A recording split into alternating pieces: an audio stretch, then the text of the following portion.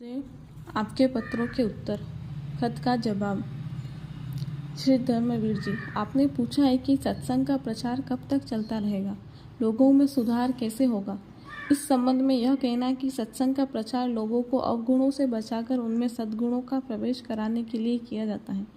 सत्संग का अर्थ ही है कि सत्य का संग करना। यह काल और माया का देश है। इसमें मन माया का वकील बन गया है। इसे बुराइयों और पाप कर्म बहुत पसंद है। उसमें यह जल्दी भाग जाता है, अच्छाइयों को ग्रहण करने में कतराता रहता है।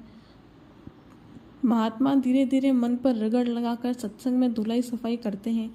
संगत का असर सब पर पड़ता है। बुरी संगत का बुरा असर और अच्छी संगत का अच्छा असर होता है। सत्संग से विवेक जागता है। सत्संग से विकृत मानव का सुधार होता है। हृदय परिवर्तन का मुख्य साधन है सत्संग।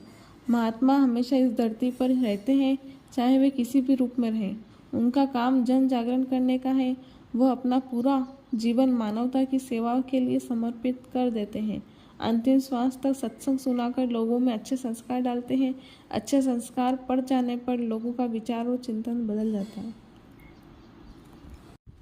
गुरु महाराज द्वारा शुरू किया गया जन जागरण का अभियान बराबर जारी है। महात्माओं के संकल्प का लाभ अखिल मानवता को मिलता है। यह काम जल्दी का नहीं है। कहा गया है कि जल्दी का काम शैतान का है, धीरे धीरे काम रहमान का है। सत्संग का भी प्रभाव धीरे धीरे पड़ता है।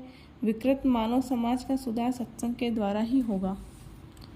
श्री नंदलाल जी, आपने पूछा है कि सुमिरन कई बार कर सकते हैं कि नहीं। इस संबंध में यह कहना कि सुमिरन 24 घंटे में एक बार बहुत जरूरी है। यदि ठीक से न बने तो दोबारा तिबारा कर सकते हैं। सुमिरन नाम के जाप को कहते हैं। नाम के जाप से गुरु व अन्य धनी प्रसन्न होते हैं।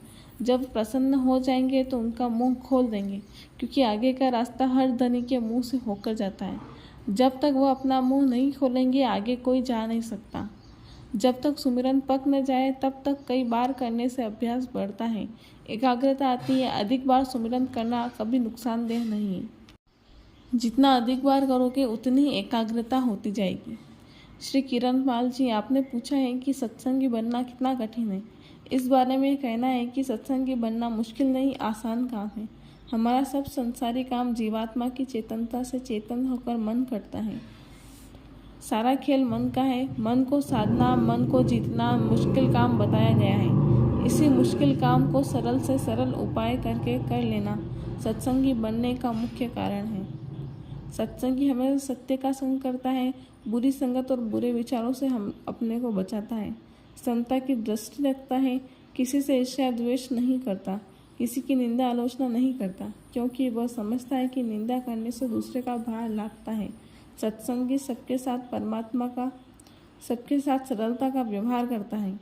सब में प्रभु परमात्मा और गुरु का रूप देखता है। कभी किसी प्रकार का लड़ाई झगड़ा नहीं करता। विवाद करने से जहर फैलता है। हर व्यक्ति का कर्तव्य है कि वह अपने सत्संगी धर्म पर चलने की निरख परख करता रहे। सदैव सचेत रहने वाले, समर्पित भाव से गुरु के वचनों व आदेश का पालन करने वाले अवश्य ही सच्चे सत्संगी बनकर निखरते हैं।